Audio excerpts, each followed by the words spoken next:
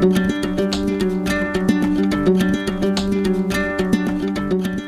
everybody, and welcome back. I am unboxing Plunder, A Pirate's Life. So my copy has been played a few times, but the components are so amazing, I have to show you. The box is pretty plain, which I mean kind of suits the theme, you know, pirate theme. It's not ornate but it's pretty plain. But let me show you because the components are not. So first we have the rule book, which is nice. Big image. I've learned how to play kind of watching people play, so I haven't really kind of read the whole rule book cover to cover, really. I haven't had to. But when I had to look stuff up, it was fairly easy to look up, so I think the rule book is pretty decent. So you have the things, then you have like a 2-player variation and a team play variation if you're going to play in teams. Tip to enhance your gameplay. And then this is so cool. How to put everything back in the box. I love when games do this. Mostly if they have a tray, like a specific tray, that I love for them to show how it all works. And then you have the game overview in the back. So as we play, you kind of just leave this here in case you need to review anything. But you don't need to kind of flip through the whole rule book again. So this was a pretty decent rule book. Now, this is part of the board. So in a full player, like 3, 4, 5, and I think it has up to 6 players, you'll use the full map. In a 4-player or in a 2-player, you'll use just 4. So you kind of tighten the map a little bit. And then you'll just take these tiles, and they're all double-sided, and you just put them in a 2x3 configuration in any way that you want. And they go like this and kind of forms a grid because they all have little squares. So you'll form a grid. And then you'll be using these side pieces. I'm going to grab these. They'll have numbers and letters because you'll be using this a lot, and it'll be like, okay, A3, you know, goes here. So you'll be using that for different aspect of the game. I like that it has the puzzle type piece to make sure everything stays together. So you have that to build your map. Then these are the player aid cardboard. So very much like Catan. So you have the different resources. Now, if you have 2 wood, 1 iron, 2 gold, you can buy a ship. If you have 2 iron, 1 rum, and 1 gold, then you can get a cannon. A mast is going to be a wood and 2 rum. And like, so the different combination of the resources is going to give you access to different things that you can purchase. And then on the back here, kind of explain what each one do and how they work. So this is cool, and they all have the different player colors available. So we have that. Each player is going to get 3 ships they can get. So look at this nice, big, chunky, like how detailed and nice, chunky this ship is. So that is amazing. I am loving that.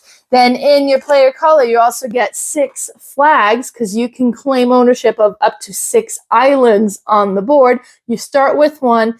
And at the start of your turn, you're going to receive a resource for every island you control. So the more you control, the more resource you get that way. You can get resource in other ways, but so this is one of them. And then let me show you the other components. So as I mentioned, the grid is going to determine where a lot of the stuff goes. This is how you decide that. So you would flip the letter and then flip the number, and then the combination of what you get. So this one is going to A15, and depending on what you're moving, that's where that's going to go. So these get spun all the time, so you keep them. We just played, when I play with Lee and Lily, we just had like Lee designated to be the spinner, so he just spun for everybody. It was kind of a little bit easier that way. But back to my fancy cool ship. When you get a ship, you automatically have 3 sailors that are available. So they go on the top here. So it's just so satisfying how Everything fits in that. So you get your 3 sailors. As you purchase different things, if you purchase a mast, you'll add it there, and that gives you an extra movement every time you move this ship. If you purchase a second one, it can move by an extra 2.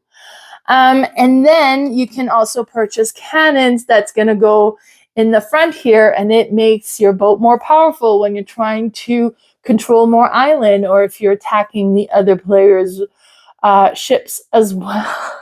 And you have this on the board, and they're nice, big, and chunky, and it is so satisfying to play with.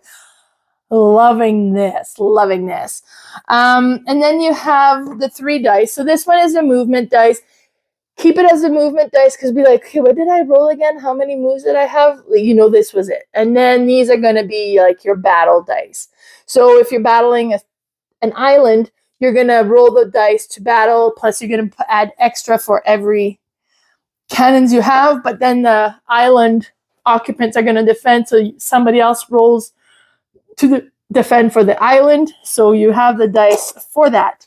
Then we have X mark the spot, so you'll have different treasures all throughout the map, and as soon as somebody collects the treasure, you spin the wheels, and then the treasure gets moved to a new location.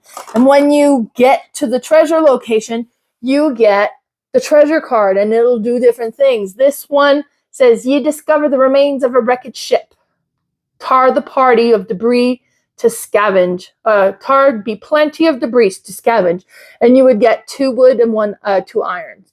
So this is another way that you can get resources. Sometimes it'll give you points. It'll give you different things. This, if you wonder what this is, I keep moving it out of the way. This is the storm. We call it the Bermuda Triangle. So it goes on the board, and it's the storm. So if your island is completely in the storm, it doesn't produce resources that round. If your boat's inside the storm and you want to move it out, you have to spend 2 resources just to get out of the storm or to get into the storm, because it's costing you more. And then every once in a while, something will cost for the storm to be moved, and it moves around the board. So it just kind of adds an interesting element to the map. Makes it a little bit more interactive. And then we have the resources. So the gold, the wood, the rum, because it wouldn't be a pirate game without rum. You have the iron. And then you have, oh, these are just the back of the resources. So you have some resources that are available for when you're collecting something specific, but at the start of the round, you're going to draw a resource for every island you control, and those are drawn randomly, so you don't know what they are. They're all shuffled. So that's why I have some face down in here. And then you're going to have plunder points. Depending on what's happening, you can get a point that's going to give you an extra victory point. So if you sink somebody else's ship, you're going to get a plunder point. Sometimes when you reach a treasure, it'll let you have a plunder point. So this is just going to add to the points as well, because each ship is going to be worth 1 point, and each island that you control is going to be worth 1 point. So, you know, when you get a combination that gives you 10 points, you win the game. So it's very like a 10 that way as well. It's kind of a race to get the most points. It's a fairly simple, straightforward game to play, but especially because of the component, it is so satisfying to play. I really enjoy this one, so I bought it right away, and then we played it again with my family, and I'm just a big fan of this. So that's Plunder, A Pirate's Life. Bye, everybody.